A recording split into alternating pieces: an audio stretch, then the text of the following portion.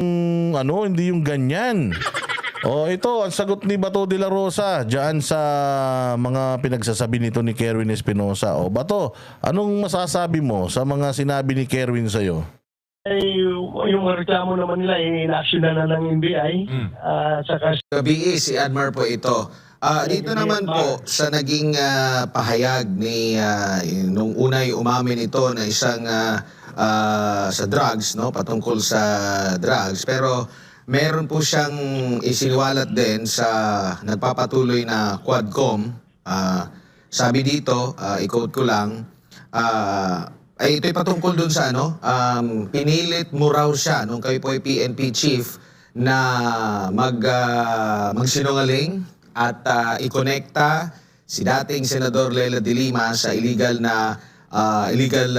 drugs. Sabi pa niya dito, in-quote, isa sa sumundo sa akin ay si Police General Bato de la Rosa kung saan sinabi niya sa akin na idawit ko si Peter Lim sa kalakaran ng droga sa Pilipinas, pati na rin daw si Leila de Lima para madiin, at bago pa man yun, pinilit nila ako na umamin na ako ay may kinalaman sa droga. Ano po masasabi niyo po dito? Galing, no? Pinilit nila akong umamin na may kinalaman ako sa droga. Hayop. Wala pala siyang kasalanan. Kayo talaga, maayos na tao pala yan. Senador. Admar, isa-isahin ko, no? Kung gaano kasi sinungaling yung gago niyan, kasi kung sabi ko, pag makita ko, suntukin ko yung mukha niyan Suntukin mo, Senator Bato, baka naman all bark, no bite ka, Gusto ko masuntok mo talaga, Tayo na. Pailabas mo, Bato, ang tapang mo, Sobrang kasinungaling. Alam mo, unang-una, sabi niya doon sa Quadcom na sumulat daw siya, nag-request daw siya na umuwi sa Pilipinas para harapin yung kanyang problema. Napakasinungaling. Pakita ko sa iyo yung news report ng Al Jazeera ba yun? Anong station doon sa Abu Dhabi? Nandun yung report na siya, kasi ganito nangyari niyan, kaya yan nahuli. Dahil missing yan dito, di ba? Lumayas yan. Nagtago doon, nag-abroad, pumuntang Hong Kong, tapos pumuntang Dubai, Abu Dhabi. Ngayon, merong isang OFW na nakabase sa Abu Dhabi na nakakaalam sa kanyang location kung saan apartment siya nagtatago, saan siya nag-stay. At kumontak sa opisina natin, sa Office of the Chief PNP. Kaya, pinapapalo up ko sa ating AIDG. Yung AIDG natin, tumawag doon sa yung... Kita niyo yung script? Utang inento si Espinosa, sinungaling ang hayop. Kala ko pa naman mabait ka. Hindi ka naman pala sumukong hinayupa ka.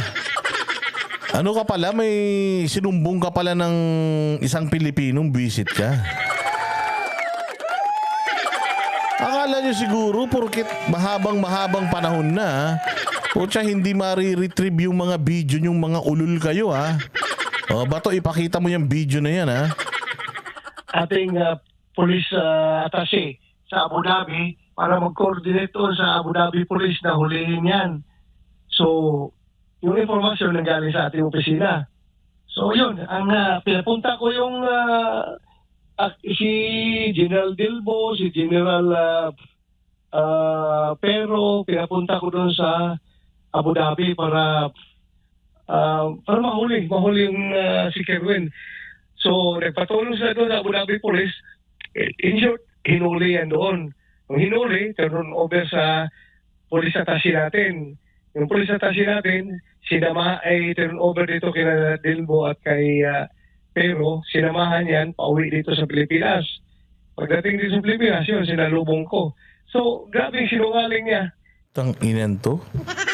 Akala ko malinis ka, gago ka, tumakas ka pala. Sabi nga nila, ang pagtakas ay sign of guilt. Nung namatay yung tatay mo, alam mo na isusunod ka na noong mga pumatay sa tatay mo. Kaya tumakbo ka. Ngayon, pag takbo mong hayop ka, may nakakita sa'yo doon, hinuli ka ng otoridad, umuwi ka dito ngayon. Pucha, sa takot mo, napatayin ka, hindi nila bato, kundi nung mga pumatay din sa tatay mong loko-loko ka, dahil drug lord kayo parehas, o inuubos na kayo, o siguro yung mga bagong pumalit sa inyo, yung lumikida sa inyo, o kaya nakipagtulungan ka sa batas para maprotektahan ka ng gobyerno mula sa mga taong gustong pumatay sa'yo.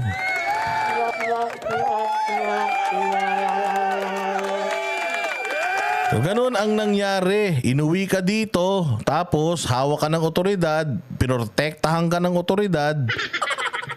Pero ang deal ninyo, makikipag-cooperate ka. Kailangan, nahuli ka na, lahat ng alam mo, sabihin mo na. Kung sino-sino yung mga kasabwat mo, yung mga contact ninyo, isiwalat mo na. O ano nangyari? Siniwalat mo ngayon dahil yun ang deal nyo. Putya, poprotektahan ka nila mula sa mga papatay sa'yo na hindi mo mga kilala o kilala mo din. O kaya ngayon buhay ka pa, kundi dahil sa gobyerno, patay ka na sana ngayon.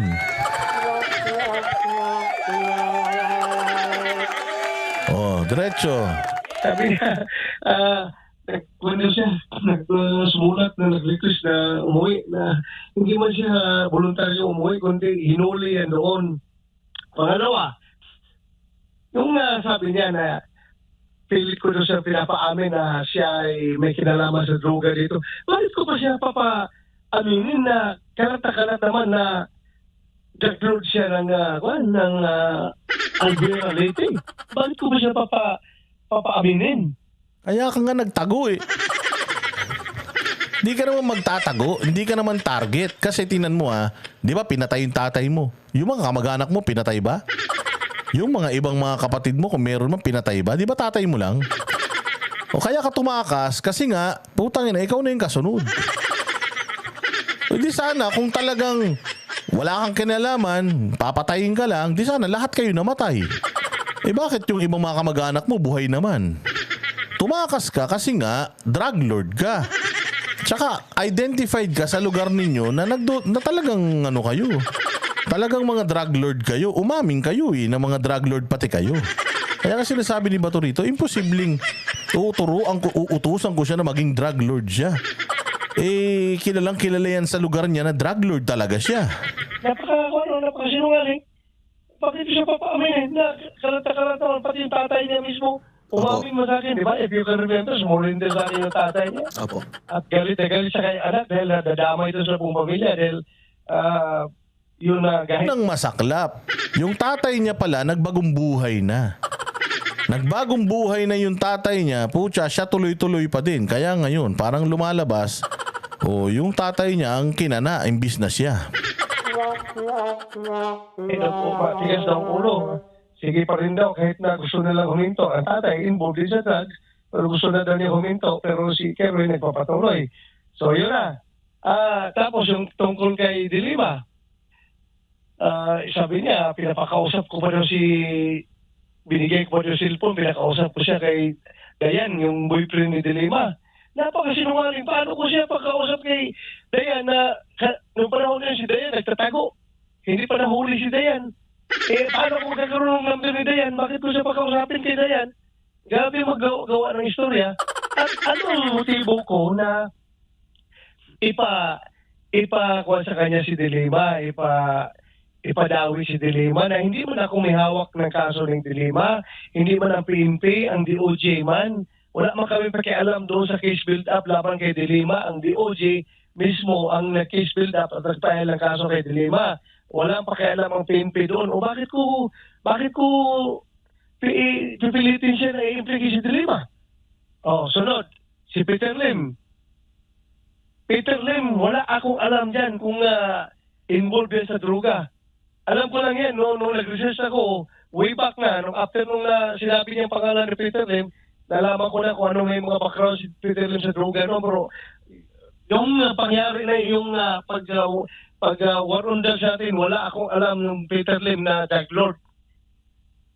So, ibig sabihin, si Peter Lim, ikinanta lang niya na tropa pits nila. Nalaman lang ni Bato sa kanya yung Peter Lim. Tapos ngayon, putang ina, Ang sinasabi niya, si Bato ang nag-utos sa kanya na i-implicate si Peter Lim. Ay ko nakuha ang pangalan sa kanya. Kasi nung dumating siya, kinausap ko siya, tinanong ko siya, saan ba talagang source niyo ng droga? Bakit ang dami yung droga dyan sa Albuera? Sabi niya, sir, ang source ko sir, si Peter Lim, minsan, kung wala kay Peter Lim, kay General Luot. O si General Luot, bakit ko i-implicate si General Luot na kapwa open air yan? Bakit ako gawa ng istorya at i-implicate si Luot? Siya mismo, siya, sa kanya nang galing yan, voluntaryo niyang sinabi yung pangalan na yan.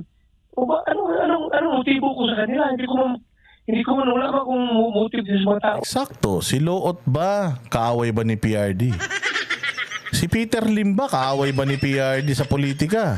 Kasi ang sinasabi ni Kerwin Espinosa, ginawa daw niyo, pinagawa sa kanya yun dahil sa politika. Bakit si Leila de Lima lang? Sinama na sana si Trillanes tsaka si Ontiveros.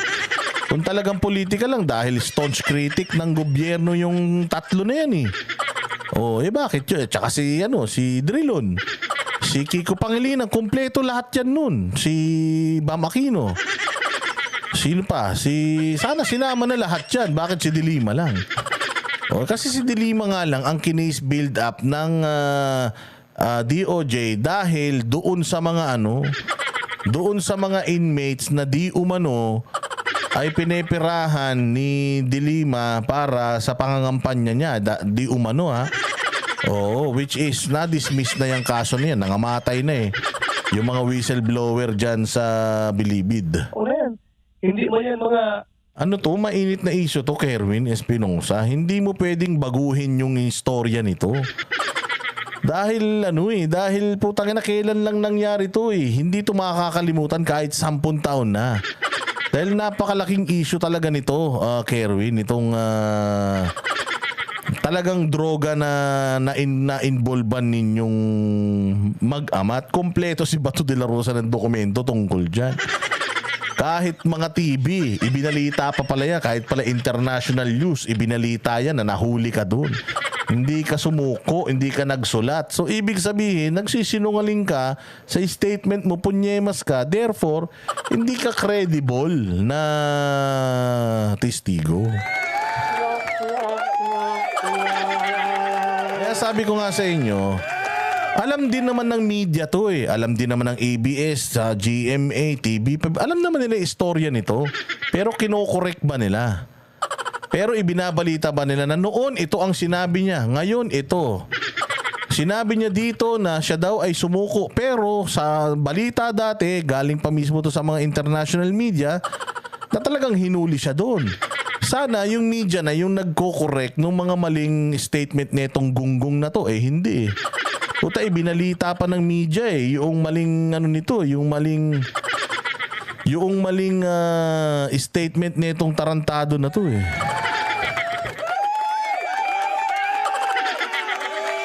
Kaya nga nung narinig ko yung sinasabi niya, tawa ako ng tawa kasi nakasubaybay tayo dyan Alam natin yung istorya Actually, nung nagkukwento nga siya tungkol sa dito, yung unang istorya niya, dire-diretso ngayon, di nga siya makapagsalita ng dire-diretso, may binabasa pa. Kasi kung talagang ikaw, alam mo yung ginawa mo, putang ina, hindi mo na kailangang magbasa. Alam mo yung istorya na yan by heart. Kaya lokohan to. And the fact na yung Quadcom, mga congressman natin, deceived netong lokong to, netong tarantado na to, nagsinungaling under oath, dapat pinakukulong nila to. Pero hindi. Kasi nga ang ini-implicate niya sa istorya niya, yung mga kalaban nila sa politika, ito namang Quadcom na to Alam naman natin na isa sa mga agenda nila yan Di umano Oo. Sa nakikita natin, talagang itong Quadcom na to, nagiging na siyang labo-labo Parang puros chismis-chismisan na Kung ano nila yung sabihin nito, paniniwalaan kahit na wala namang ebidensya. Basta lang sumumpa. Yung iba naman, nagsasabi lang ng totoo. Putya, di sila maniniwala. Ipakukulong nila. Contempt kagad. Di ba? Contempt kagad ang ginagawa ng mga tulongges na ito. Pero kapag kriminal, Kahit sumumpa, magsinungaling, putya, palakpakan. Wala akong nakita motibo na bakit ko pilit siyang utusan na na-implicate yung mga tao na yan. Na siya mismo nanggaling sa bibig niya yan, na yan daw ang source niya. So, yung kay Dilima, anong pakialam mo kay Dilima? Hindi man PNP naghawak ng kaso ng Dilima. Ang DOJ man. Bakit ako gagawin ng istorya na ipa-implicate si Dilima? Grabe talagang kasinungaling ng tao na yan. Halata man kung nagsasalita, di ba? Halatang minimorize niya yung script na pinapasunod sa kanya. Yung script na gusto niyang papalabasin, minimorize niya. Makita ko man kung yung delivery niya. Halatang nag-iisip. Opo. Gaano ito kadelikado, General? Kasi may mga sinumpaan din yan siya nung humarap siya sa unang mga pagdinig, pati sa Kaya nga, sa mga kababayan natin, na may dyan sa mga distrito, masaka na natin pag-usapan yung party list kasi ano yan masalimuot ang party list, okay? Pero ang mga namamayani ngayon dyan sa Congress ay mga party list. Pero doon muna tayo mga bossing, lahat ng mga nanonood dito, may mga tumatakbo sa inyong mga congressman. Tandaan ninyo tong mga congressman na to, Kung itong mga congressman na to tumatakbo sa mga distrito ninyo, putang ina. Ano yun na? Huwag nyo nang palusutin, mga boss. Oo, huwag nyo nang palusutin kasi sayang talaga, mga bossing, yung pera ng taong bayan sa mga to. Esmeralda Basay, salamat kaayo. Salamat kaayo. Mabuti na lang, diyan ka, nagpaliwanag ka ng ating madilim na chat box. But anyways, yun nga yung sinasabi ko, yung mga kapwa natin, mga kababayan natin dito sa Pilipinas, most especially kasi mga OFW, di naman boboto ng congressman yan. Oo, party list ang iboboto yata ng mga OFW, I'm not sure. Pero itong mga nandito sa Pilipinas, parang awa nyo na, meron po tayong mga binobotong congressman. Dalawa po ang seat sa Congress na binoboto natin, Isang congressman sa inyong distrito at yung congressman na uupo sa party list. Okay, so piliin po natin yung mga congressman na inuupo natin kasi delikadong pag magnanakaw yung inupo ninyo. Pag magnanakaw ang inupo ninyo, sila po ang may power sa purse or power of the purse. Ibig sabihin, magbibigay ang presidente ng budget kung magkano yung paghahati-hatian ng bansang Pilipinas. Congress po ang magdidibay-dibay nun sa mga ahensya ng gobyerno. So Kongreso ang may hawak sa liig ng lahat ng mga ahensya sa gobyerno. At pwede po nilang lagyan lahat ng mga ahensya sa gobyerno ng patong sa mga budget nila. Halimbawa ako, hinihingi ko 10 milyon lang. Pwede nilang patungan, gawin nilang 20 milyon yun. Kasi kanila yung sobra doon. Ngayon ang gagawin nila, Boss Dada, hindi naman yan pera talaga . Oo nga, hindi yan pera. Oo, hindi yan pera, pero putya yan, ipinapasok nila sa mga NGO, yung mga pera na yan para maging cash, yung NGO ang maniningil sa natin, sa gobyerno, ganun.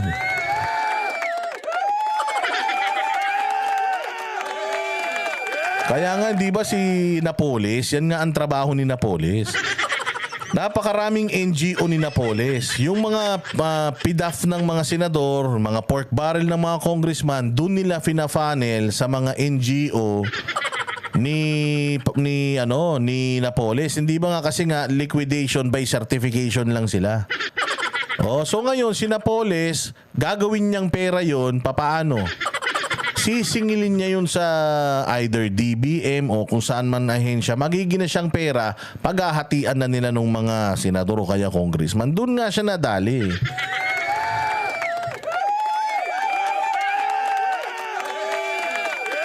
So ganun po ang nangyayari, O pera nyo yan, dapat sa inyo yun. Tingnan mo nung panahon ni PRRD. Nung panahon ni PRRD, kahit wala tayong tulong galing sa Amerika, galing sa European Union, pag may bagyo, laging meron tayong ayuda. Kapag nung COVID, tingnan nyo, meron tayong ayuda. O kumbaga, mayaman ng Pilipinas kung hindi magnanakaw yung mga congressman na ilalagay nyo dyan. Nagsisimula po yung pagnanakaw sa Congress. Sila po yung naglalagay ng patong, ina-approve lang po yun ng Senado. May katkong din sila doon, sigurado. Tapos pipirmahan ng presidente yung budget.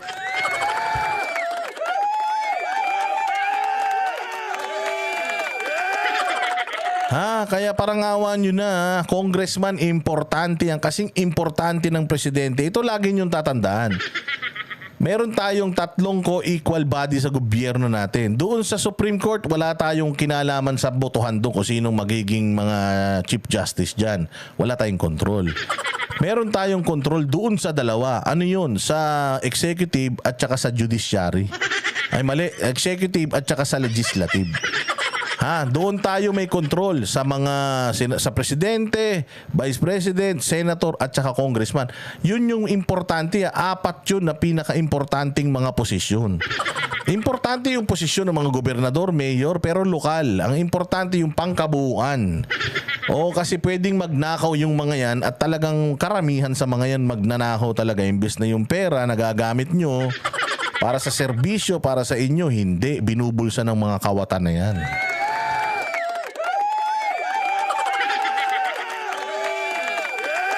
Okay.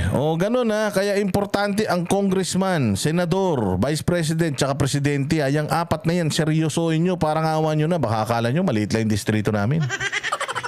Boto mo na kung sino yung gusto. Basta importante yung senador, tsaka presidente. Hindi. Importante po yung Congress dahil yung congressman dyan nagsisimula yung partihan ng, alam nyo na. Kaya pag naglagay kayo ng congressman na alam nyong magnanakaw, halimbawa, ikaw taga First District ka ng Timbuktu, nakita nyo yung distrito nyo, bulok. Walang pagbabago, walang infrastruktura, walang maayos na kalsada, walang farm to market roads.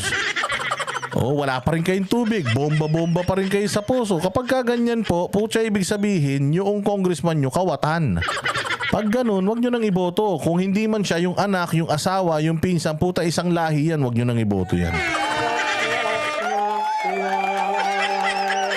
Pagdinig sa Senado, sa Kongreso nung una, nung mga una, last administration, tapos sa mga korte, tapos simpleng-simple lang babawiin. Parang nagiging trend po yung pagbawi ng mga testimonya po, Senador. Unang-una, kung ano sa sinungaling ko, unang-una, yung Senate hearing noon, sinungaling na siya. Sabi niya, si Espinido daw, tumatanggap ng pera sa kanya. Galit na galit siya at umahawingi sa kanya ng pera. Ngayon, nung umuwi na sa tapos ng hearing, pinuntahan ko siya doon sa kulungan ng AIDG. Tinanong ko kung totoo ba talaga. If you remember, napaiyak ako doon sa hearing dahil sama ng loob ko. Si Espinido pala, tumatanggap ng pera. Akala ko, pagkatiwala na tao. Tinanong ko doon sa barak na, totoo ba talaga yung sinabi mo? Sabi niya, sir, hindi totoo yun, sir. Masama lang loob ko dahil napatay yung tatay ko. Kaya nasabi ko yun. So, he-lied under oath doon sa Senado nung hearing na yun dahil gawa na pa na istorya. Tapos ngayon, yung Quadcom, gano'n na naman pinapalabas niya, gumagawa na naman sa istorya. Kung nagsinungaling siya noon, hindi malayong sinungaling na siya ngayon. At talagang puro kasinungalingan yung pinagsasabi niya. Mm-hmm. And ang napapansin natin dito, ito naman pagkasinungaling. Noon pa sinungaling. Sabi ko sa inyo, magtitiwala ka ba sa kriminal? Magtitiwala ka sa drug lord? Magtitiwala ka sa kawatan? Putang ina, pag nagtiwala ka diyan, kawatan ka rin. yung mga latest niya na pagbabago na naman ng testimonya, binibigyan na naman ng bigat, parang hindi inalala ng mga kasalukuyan nag-iimbestiga yung mga dati pang mga naging tatak na sa kasaysayan na ginawa nito yun ang masaklap. Media, Quadcom, meron naman po si Kerwin Espinosang history. Madali nyo naman pong i-research yun. Yung mismong istorya ni Kerwin, madali nyo namang i-research. Pero ang nangyayari po ngayon, mga bossing, parang kinalimutan na nila lahat. Napakalaking issue nito. Parang kinalimutan na nila. Tapos natabunan na yung mga nangyari noon ng kwento nitong putang inang hayop na ito. So yun yung nakakalungkot. Tama si Admar nakakalungkot na Congress, alam naman nila yung nangyari na yan. Yung mga media, alam naman nila yung nangyari. Pero pinabayaan nila si Kerwin na magsinungaling. Pinabayaan nila si Kerwin na yung nangyari dati na malinaw pa sa sikat ng araw, baguhin niya ngayon. Hindi man nila china-challenge yung mga sinasabi ni Kerwin. Nabisto nga si Kerwin dyan Sabi niya, 4 million. Noon sa Senado, 4 million. Sabi niya dyan, 3 million. Sinabi nga ni Barbers, 4 million. Sinabi mo sa Senado, hindi. Wala ako sinabing 4 million, 3 million lang. Puta, dun pa lang, mali na Ay, kahit yung isang babae na nagsasalita, 2016 daw, May.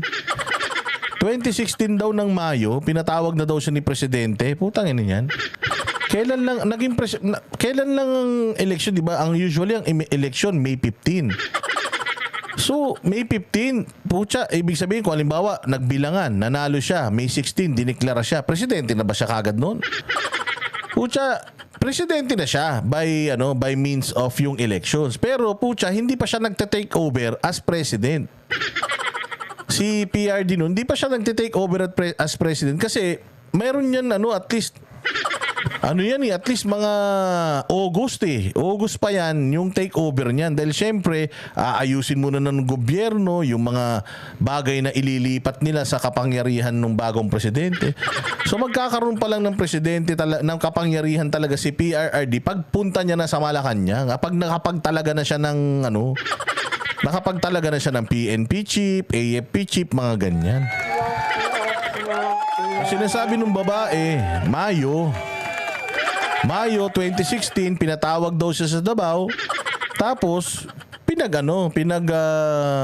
gawa daw sa kanya yung model ng war on drugs sa Davao. At di umano, meron daw reward system. O kaya ngayon, kung totoo yung sinasabi nun ni ate na may reward system kapag may pinapatay ang mga pulis, kailangan may audit yun, di ba? May audit ang PNP. So, kayang maglabas ng PNP ng audit. Na nung panahon ni PRD, meron silang ibinibigay sa mga pulis na mga pabuya. Kasi sa batas, bawal na bawal po yun, di ba nga? Yung inilagay na 10 million na patong sa ulo ni Pastor Apollo Kibuloy. Nasa batas nga na hindi pwede yung mga pulis ang makakuha nun. So malabo talaga yun. Malabo na gumastos ang gobyerno ng taxpayers money para ibigay sa mga pulis na nakakapatay ng drug lord. Sigurado ako, hahanapin ng COA liquidation yan. So, mas mahirap yun. Besides, yung sinasabi ni ate na yung halimbawa, yung war on drugs model ng Davao, gagamitin sa buong Pilipinas. Masama ba yun? Sa pagkakaalam ko, hindi masama yun. Sabi, Garma yun, boss, dating kafling ni PRD. Si Garma, ba't kasi niya finifling?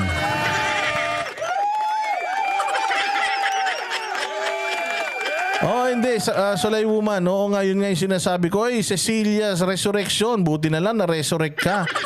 Paytots, boss, walang anuman. Wag mo na ako i-shout out. Shout out Paytots. Hindi. Yun nga yun. Yun nga yung sinasabi ko. Solay Woman. Anong pangalan? Si Garma. Oo, yung dating juwa daw ni PRD dati. O kaya talagang taing-tai si Abante na aminin na magjuwa sila. O kung meron ba silang nangyari. So yung template ginaya, sabihin na natin ginaya yung template sa buong Pilipinas. Successful ba? Successful kasi 9 out of 10 Filipinos approves yung war on drugs ni PRD. Aminin ninyo, yung mga lugar ninyo naging safe. Nawala talaga yung mga adik sa mga lugar ninyo nung panahon na yun. So, kung gayahin man yung template ng war on drugs sa Davao, which is, alam naman natin lahat yun eh. Na kung ano yung ginawa sa Davao, yun naman talaga yung ginawa dyan sa Pilipinas, buong Pilipinas. Di ba yung, kaya nga tokhang eh. Di ba Bisaya yun ng katok, di ba? Tapos katok at pakiusap. Kaya nga oplan tokhang kasi nga yung mga pulis, ganun nga ang ginawa nila. Diyan sa Davao kasi ganyan ang ginawa nila dahil may koordinasyon ang LGU at saka yung mga barangay, yung barangay ang nagbibigay sa kanila ng mga listahan ng mga taong involved sa drugs. Ini-involve ng LGU yung mga barangay. Therefore, yung mga pulis, ito yung mga listahan, puntahan nyo. Tok, tok, tok. Oy, kaya nga tokhang eh. Katok, ayan tok, tok, tok. Oy, involved ka daw sa drugs. Hindi ako involved sa drugs. So, wala akong pakialam kung involved ka o hindi. Nandito ka sa listahan ha. Magbagong buhay ka na ha. Identified ka. Kung hindi ka involved sa drugs, good. Pero kung involved ka sa drugs, huminto ka na. Kasi kung hindi ka hihinto, bahala ka sa buhay mo. Kaya nagsisitinuan lahat ng mga adik. Kinakausap muna nila para maayos ang operasyon. O ganun din. Sa Maynila, ganun ang ginawa. Lahat ng bahay, kinatok. Adik ka daw. Hindi po, di totoo yan. Sige, kung totoo man o hindi, kinakausap na kita ha. Na identified ka na drug lord ka, drug addict ka dito. Kung addict ka, tumigil ka na. O kaya kung ayaw mo tumigil, lumayas ka na dito. O kaya ngayon, ganun ang ginawa ng mga addict, nagsialisan. Pucha yan. Ngayon, ako dito sa lugar ko, bigla ko may nakitang bagong muka. Mukhang addict. Pucha, sasabihin ko na yun kagad, hoy, putang ina, ba't nandito ka? Tumakbo ka, no? Galing ka sa ibang lugar, pumunta ka dito, no? Puta, lumayas ka rito. Ganun dati, tinataboy na rin ng mga tao, ng community, yung mga muka na bago na mga mukhang adik. Kaya ang ginawa ng mga adik nun, lumunok ng pagkain. Kumain, nagpataba, para pag nagpunta sila sa isang lugar, hindi na sila ay magmumukhang mga adik. O mga bagong residente na sila. Nagbagong buhay talaga sila lahat. Pero, kaya nga war on drugs eh. Kaya nga siya war. Kaya nga siya gera. Kasi nga, pucha yan, may mamamatay talaga. Magiging madugo talaga. At saka, puta pinangako na ni PRRD yan. Kampanya pa lang, sinabi na ni PRRD yan eh. Sigurado kayo, gusto nyo ako manalo? Putang ina, papatayin ko kayo. Yung mga kriminal dito, papatayin ko. Yung mga tilapia dyan sa Manila Bay, patatabain ko talaga dyan. Itatapon ko yung mga bangkay dyan. Sigurado kayo ha. Ayun ang sinasabi ni PRD sa kampanya. Binoto siya ng 16 million na Pilipino eh. Ibig sabihin, gusto ng Pilipino yung ginagawa ni PRRD. Kahit na ipinangako niya yun, madugo. Di ba tuwan-tuwa pa nga yung mga ibang media sa ibang bansa. Ito lang ang presidente na nangako ng papatayin niya yung mga kriminal. Di ba Sulaywoman? Di ba? Sino ba yan? Yung si Garma. Maganda ba yan dati? Ay, Faye. Salamat ka ayo, Faye. Mabuhay ka. Di ba? Maganda ba yan si Maganda ba yan si Garma? Sulaywoman, bilis sumagot ka. Ano ba itsura nyo? Gaano ba yung fling-fling na yan? Ano ba yung fling nila? Ano ba yan? Live-in ba sila? O punta lang sila dun sa may bukid? Ganyan? Tapos lang, I love youhan lang sa text? Ganyan? Hoy, Sulaywoman! Sumagot ka, huwag kang magtago. Yun totoo.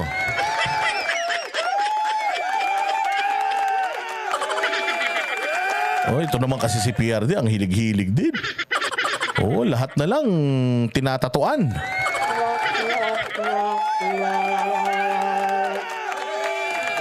Rurinoy. Rurinoy, salamat kaayo dyan sa Australia. Mabuhay ka. Huwag kang manahimik. Sulaywoman. Ilabas mo ang inyong anyo. Dating kapling ni PRRD ha.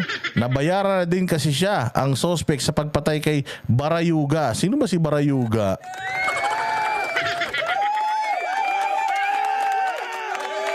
Hindi naman pala. Pling-pling lang pala eh. Oo kasi minsan, alam mo naman, Sulay woman, di ba? Pag fling-fling, minsan humuhopya na yung babae. Maraming ganyan. One night stand lang? Hindi ako naniniwalang si PRD mahilig sa one night stand ha. Si PRD tinutuluyan lahat eh.